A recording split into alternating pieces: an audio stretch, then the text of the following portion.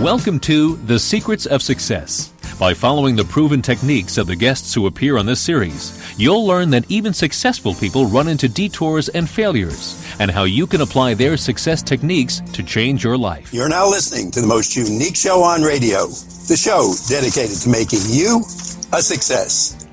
Can dangerous love solve conflicts in your life? Chad Ford will help us find out. Chad, welcome to our show. Thanks for having me on the show. Chad, first of all, I understand your position in the world. You are what's called a conflict professional. Can you tell us what that means? Yeah, my job is to help other people as a third party transform their conflicts. You know, people say sometimes manage or resolve, but I like to use the word transform. And this sort of attitude that conflict is normal. It happens everywhere. It happens in our families. It happens in the workplace. It happens in our communities. But often we don't really know how to navigate that conflict. And so conflict becomes destructive. People become afraid of conflict, and it just starts going wrong. And so, you know, my job is to try to help people turn that around and help it go right, and to re-engage in collaborative problem solving. And so some of my work has been with families. A lot of my work's been with organizations, and probably the primary focus of my work has been on the larger stage internationally. Like, for example, I've been working with Israelis and Palestinians over the last 15 years. Yeah, I would say that you have that job that I think most of us would run from, but it seems like you like it and you're very good at it. Yeah, I actually really do enjoy it. It's hard. It can be frustrating, but the reward is such a huge payoff, right? When people are stuck and they feel hopeless and they feel like there's nothing that I can do or say to help this go right, and you're able to empower them to be able to do it. And that's really my job. My job's not to solve the conflict for them. It's to work with them to empower them to be able to solve the conflict themselves.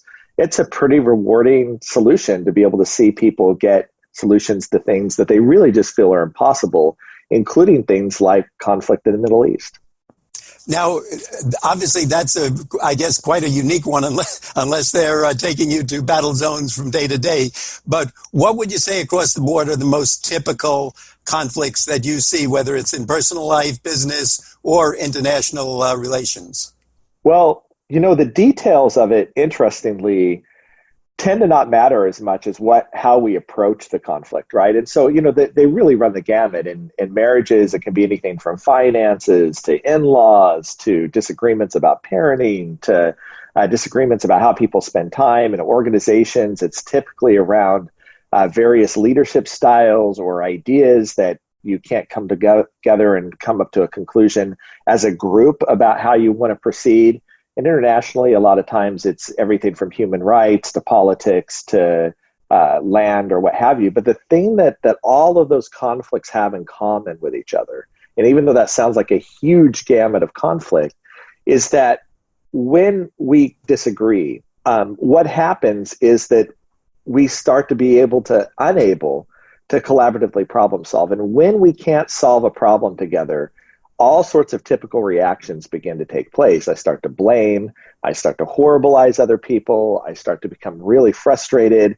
I start choosing, and a lot of my book talks about these different conflict styles that we begin to engage in that are unproductive and actually sort of make things worse. And as the conflict keeps getting worse and worse and worse, I become more and more convinced that I'm right, the other person is wrong, that nothing will change until they change. And because nothing will change until they change, my accountability for the conflict sort of goes away. And I just end up being stuck and frustrated because I know the other person needs to change, but I don't know how to get them to change. And the truth is that most of what makes for really great conflict transformation is understanding my role in the conflict and then what I can do to change. And once I can do that, I can change the entire dynamic of the conflict and actually invite them to change in a much more positive way. I was just going to say, you read my mind. I'm always right. The other person is just mean and wrong, and they won't change because I want them to. So, but I guess that's why we have the conflict in the first place. Exactly. I think I read in your book that conflict resolution is a skill that CEOs say they needed the most. And I realized I've taken business courses all my life in school, etc., economics, marketing, management. I don't think I've ever even approached or had a class on conflict resolution. Is this something that we're just realizing, or have we overlooked it, or there's just not enough time? It's an emerging academic field. There's a growing number of graduate and undergraduate degrees now in conflict resolution and classes. And you're referencing something I referenced in my book, which was a Stanford study of CEOs asking them what skill they needed most. And it's really surprising to people, but if you actually think about it, if you've ever managed anybody before, management has all sorts of technical details of things that you have to do. But the hardest part of the job is keeping employees motivated, keeping them engaged with each other when they don't like each other, or they don't like you, or they don't like the company, or they're having an issue with a customer. Getting that part right is the hardest part. And, I teach at a university, and we have a number of students from Asia at our university. And one of the questions they were asking is, how do we sell this degree back to China, for example, right? Where when people typically think about conflict resolution, they're thinking about peace and protest and, things like that. And my answer is just tell them, how to help people resolve challenges, and how to get people engaged in collaborative problem solving when there are challenges that the organization faces. And immediately, like this, they were being hired, snapped up over people that had business degrees. Because this is the big thing that they saw that people needed. So look, one thing I tell everybody when I'm teaching is, look, this skill is a skill that transfers everywhere. It transfers to parenting. It transfers to being a partner. It transfers at work. If you're in any sort of management position, even if you're just in customer service, it really translates, and your life will start to go smoother in dramatic ways if you can pick this up. I think we should be seeing you on the Home Shoppers Network with a series of either 6 tapes or books or something that you're sending out there, because obviously we do need this. And I think your expression was collaborative problem solving. I think that would open up a whole new area to people and certainly help the world, as opposed to maybe many of the other things we're spending time and money on. You mentioned that you feel that fear often keeps us from mastering this. Can you explain what you mean by that? Yeah, my experience has been that when you actually meet people and they tell you they have a conflict, there's 2 powerful emotions that are coming out. One is a fear of conflict in general. Now, look, not everybody has this, but a lot of people, it starts when they're growing up. Maybe they saw mom and dad fighting. It was something scary, not positive for them, and they associate conflict with being something scary, unsafe, unstable. And then it becomes even scarier because, like you said, it's not like in elementary school or in high school or in college, we get training on how to really handle this, right? And so there's nothing more scary than something that on the surface seems like it could get loud, it could get violent, it could get unruly, it could damage me in some way. And then combine that with, I also don't have any skills on necessarily how to handle that, right? So a lot of people's orientation to conflict in general is scary. And then on top of that, there tends to be a fear of the person that I'm in conflict with on top of that. So they said something hurtful to me before. They have power over me. If they don't like me or they don't like what I'm trying to say here, they could harm my career, or they could demote me, or they could fire me, or they could leave me in a relationship, or what have you. And you combine those 2 things together and creativity shuts down. People tend to avoid conflict if they can, or their fear or flight psychology starts to kick in, and I either feel like I've got to crush this person, and that's one way to make me feel safe, or I run away from them, or I just have to lay down and give in because that's the only way that they'll like me. And all of those conflict styles, whether you're competing or accommodating or avoiding, even compromising, to believe it or not, to a certain extent, people actually show, there's a lot of research that shows, I talk about this in my book, that even when we split it 50-50, most people walk away from that split hyper-focused on what they lost in the compromise, not what they actually gained in the compromise. And so collaborative problem solving is a way of trying to maximize our results. You probably the most common way people refer to it is win-win, right? Both people walk away feeling like they won the conflict, like they got something that they desperately needed out of it, and they didn't have to give up something that was core or particularly important to them in the process. And this is almost doable in almost every conflict. It's just that we lack the skills to be able to actually do it. Ed, we'd like to let our audience know that if you're just tuning in, you're listening to The Secrets of Success on the voice of Nassau Community College, 90.3 WHPC. I'm your host, Bill Horan, and today our guest is Chad Ford. He's the author of Dangerous Love. Chad, where can we learn more? Is there a website, and where can we get the book?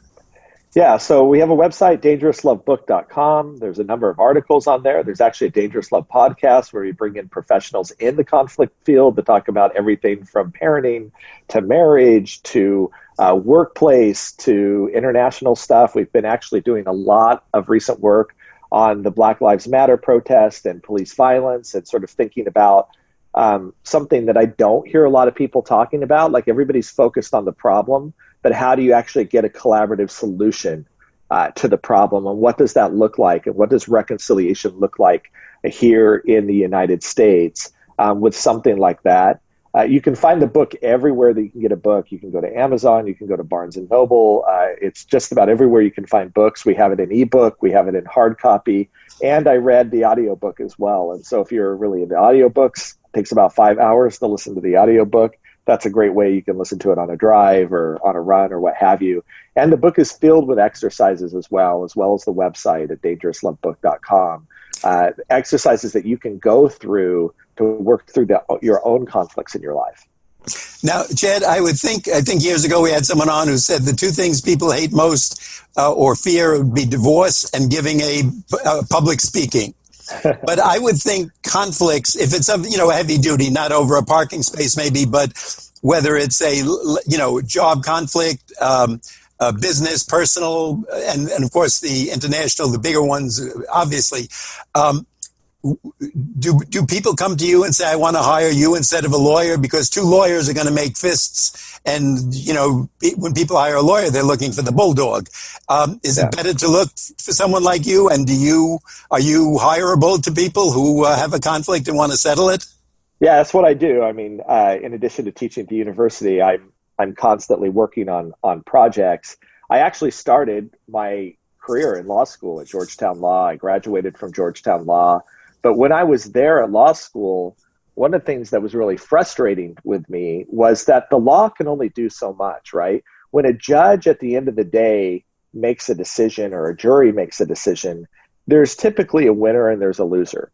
And the winner feels very vindicated. They walk out of the courtroom. I'm so glad the judge agreed with me, or the jury agreed with me. I feel great. The loser feels wronged. They actually, in many cases, feel violated by that, right? The judge didn't hear me. They didn't understand.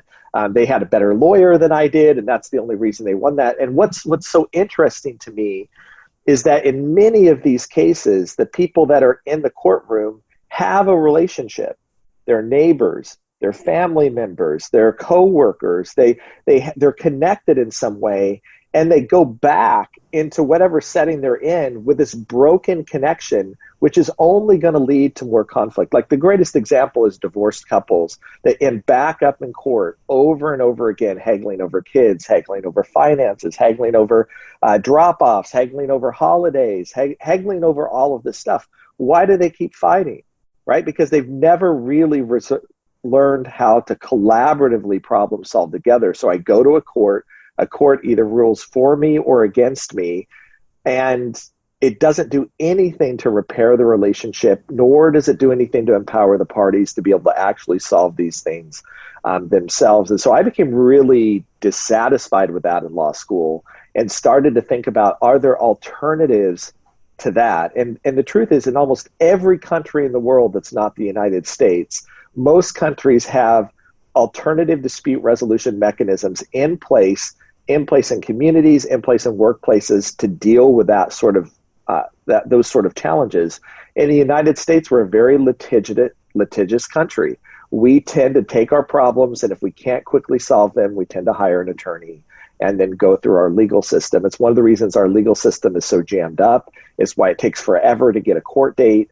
And it's so frustrating when you get in there that it feels very impersonal. And so, yeah, hiring a mediator, for example, can allow you to get control of your conflict. And the areas where mediators work the most are in collaborative divorce now. There's actually something called collaborative divorce where you can go and avoid the court system altogether except for the final filing and work with your partner to be able to work that out in environmental cases and civil rights cases, something called restorative justice right now that brings victims and their families, the families of those victims, together with the perpetrators to try to help resolve the hard feelings that may come from conflict.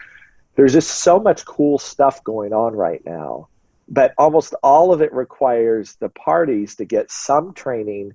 That's my job as a mediator, isn't just, again, to fix this for them, but to train them how to fix it so that in the future, they don't have to rely on me as much. And so, like I always say, look, I do a great job when I don't ever see my clients again.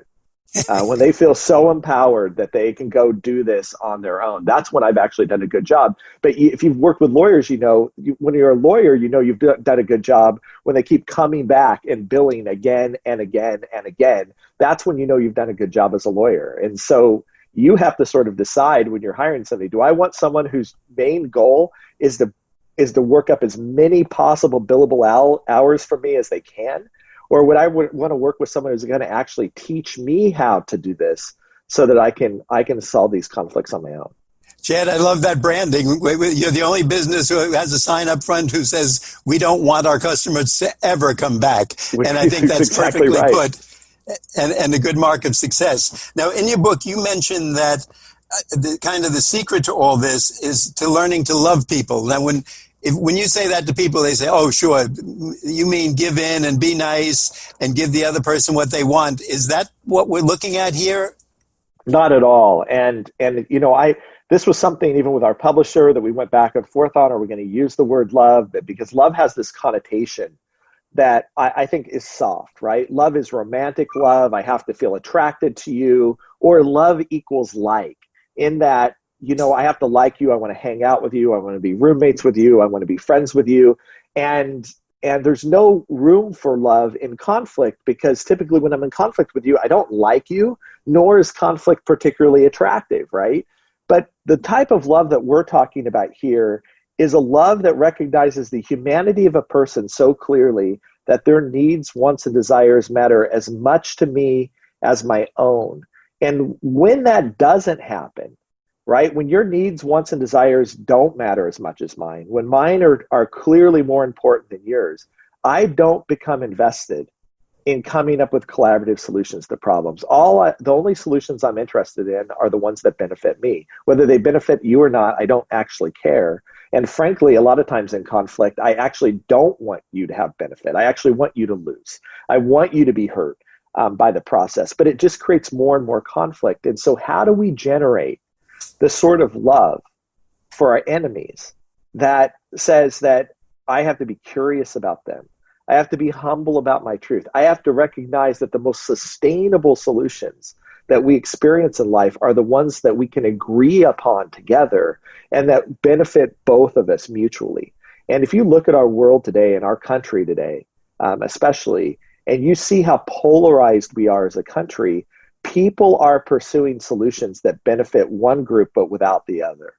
Right? They come up with political stances, political beliefs that are going to benefit some parts of the country that hurt other parts of the country. And that's why we get so polarized and we get so angry with each other.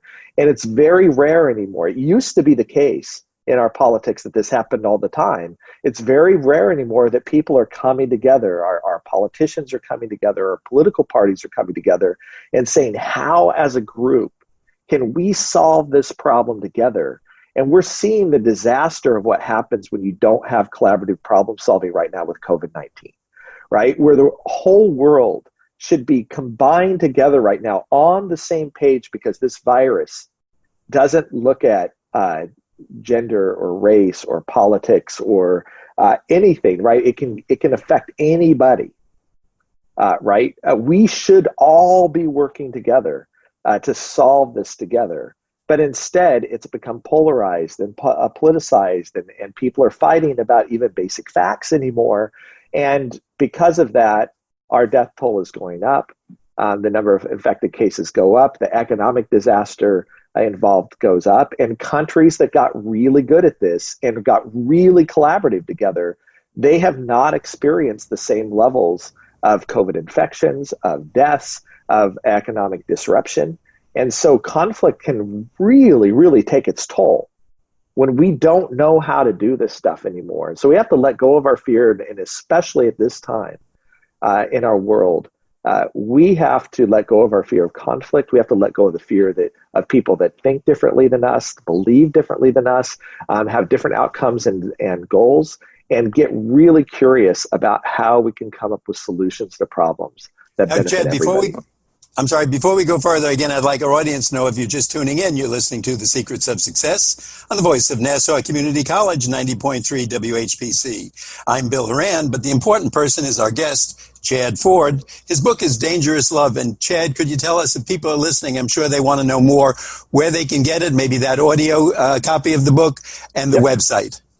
Yeah, so you can go to dangerouslovebook.com. Right there at the front, you'll see links to all the different places that you can get that: Amazon, Barnes & Nobles, Books A Million, Pals, wherever you get your books. And you can get it in an ebook copy. You can get it in a hardbook copy. You can get it on an audiobook through places like Audible and Apple Books and Amazon.com. And there's also a podcast where we talk about various subjects related to conflict with experts in the field as well. And there's some worksheets that you can start to do some of your own, work through your own conflicts together, as well as the book has a number of exercises, walks you through how to change your both views of conflict, your views of the people in conflict, and then what to do next to actually turn this conflict around from a negative into a positive. And we've had a lot of great feedback from the book. A lot of people that have already tried this out are coming back and telling us what a difference it's made. Conflicts where they haven't spoken to people in 5 or 10 years, and they've been able to turn this around. Conflict in the workplace where they've been able to turn around revolts where the people that they were managing were trying to get them, oust them out of the organization, and then they were able to apply this and be able to turn things around. And so I really can't think of, in this time, what might be more valuable than being able to try to figure out how to heal relationships between the people that you care about the most, or in the situations that are the most important to you. And just as you said before about the present pandemic situation, first of all, I think we'd all love to see sports come back full, not just in bubbles and limited and restricted, but full span. I think we'd all like to be able to go back to life much more like it was, I would say, maybe 9 months ago, when we didn't even think of this, know of this, or if it wasn't part of our life. So I think that's a great endorsement right there, that people should give it a try. Now, let me ask you, what do you recommend to someone if they're picking up your book? Do you give them drills, for instance, and let's take maybe something relatively simple in a home. A wife says, gee, I'd like to spend money on vacation. The husband says, gee, I'm a saver. I'd rather save my money. Do you give them some type of role playing or drill like this that people work on? And maybe take us through it a little bit. Yeah, so there's a number of exercises as we build through the book. There's, I think, 22 chapters in the book, and after every other chapter, there's going to be an exercise that's going to apply those principles. And so my first advice to people to read the book is, don't read it for someone else. In other words, don't read this and say, oh, my wife needs to read this, or oh, my husband needs to read this, or oh, my kid needs to read this, and look at it as a way to pick apart how bad my partner's conflict styles are, or how I wish my boss were to do this or do the things in it. It's going to be the easiest to read the book and see in other people what they're doing wrong. The hard thing to do is to look at it personally and ask myself, what am I doing wrong here? Even if the other person is in the wrong, what am I doing in the wrong that's helping things not go right?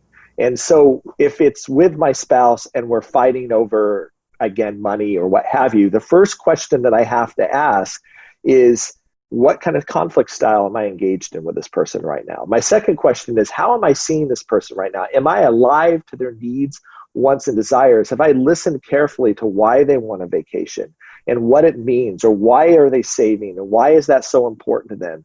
And then have I thought about, is there a way to both think about vacation as well as savings? Is there a way to combine those two needs together in a way that come up with a solution that meets both of the parties' needs. Because if one party gets their way and the other doesn't, you're just setting up for resentment, for frustration, for the conflict reemerging again. And again, we take you through all the steps in the book. The book's only about 240 pages.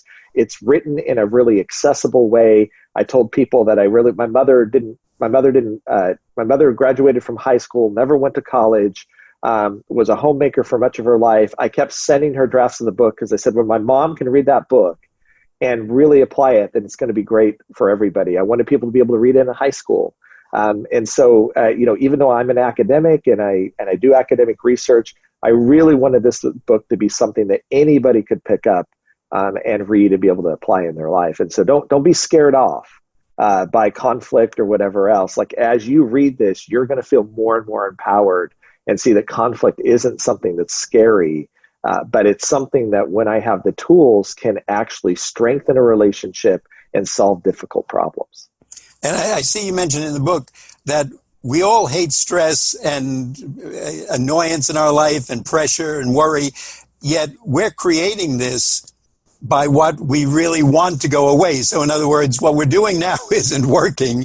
What have we got to lose to try something? Exactly. And my next question to you is, can two people do this? Like, for instance, the husband and wife, or the employer-employee, or is a mediator, arbitrator, third party needed to kind of say, 2 points for you, 1 point for you?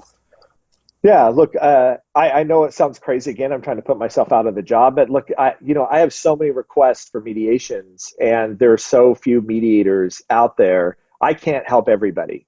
And so I'm actually trying to give you the book that you don't even need to hire the mediator anymore, that you can be the mediator of your own conflicts. And now, look, are there times that mediators need to be there because people are so stuck and the divide is so wide that they can't bridge that divide anymore? Yeah, it happens. I feel like I'm always going to have a job that way. But I think for the vast majority of the conflicts that we're in, we are actually capable of solving them on our own without a third party. And that's where I geared the book. I'm not gearing the book towards convincing you to hire me or any other mediator or lawyer. I'm writing the book to convince you that you can solve these conflicts in your life. And when you do, that stress that you talked about, Bill, starts to dissipate. The problems that you see in your life, that you throw up your hands in the air and say, I hate my job because of this, or I hate going to family events because of this. Those things can go away, and we can start enjoying life more and helping things go right instead of always putting out fires and dealing with things that are going wrong. Before we wrap up, I want our audience to know our guest has been Chad Ford, Ford. The book is easy to remember, Dangerous Love. And Chad, give us the website once again. DangerousLoveBook.com. Easy enough to remember. Thank you so much, Chad. I think we're all going to be following your advice. Many of us will be getting that audio book, and maybe we'll cure this pandemic while everybody else is arguing. Okay. Thanks so much for your good reasoning and good advice. We'd like our audience to know that you've been listening to The Secrets of Success on the voice of Nassau Community College, 90.3 WHPC. I'm your host, Bill Horan, asking you to please join us again next week at the same time when we will continue our journey to success.